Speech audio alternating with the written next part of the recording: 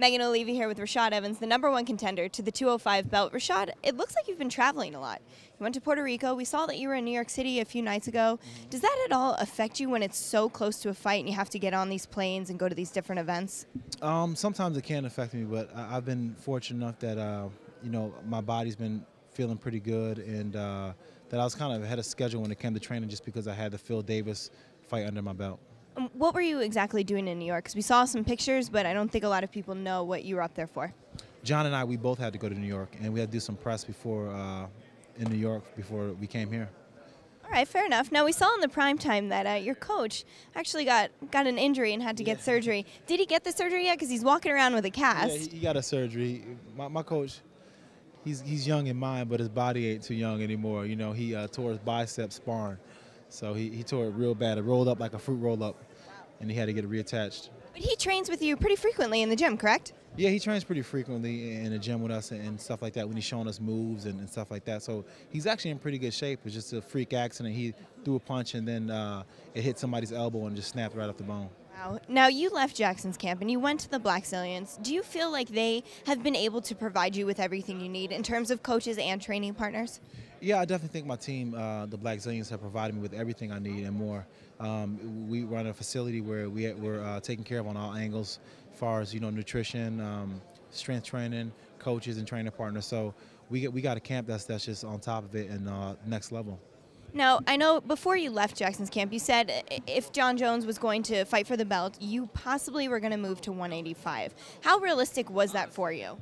It was really realistic for me. I would have done anything to just avoid the matchup and keep things how it was. You know what I'm saying? And it was like I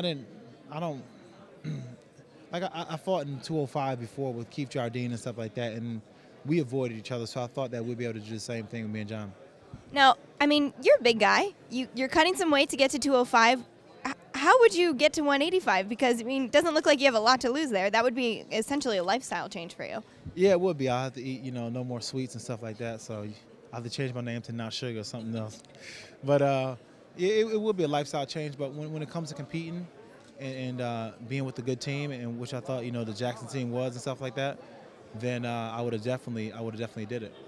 Now, the problem seems to be that with your coach, Greg Jackson, there was some miscommunications, and you felt like he should have called you or he should have reached out to you.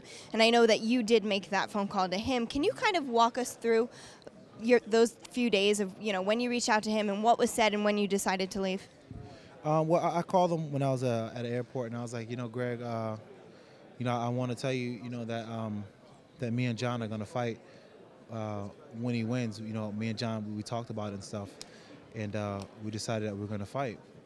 And he was like, no, why? So then I told him why, and then he's like, man, he's a stupid little kid. I should go and speak to him about it. And he said, but I don't want to mess him up for his fight with Shogun. And I said, no, don't even worry about it. He said, it's just that this is what we're gonna do.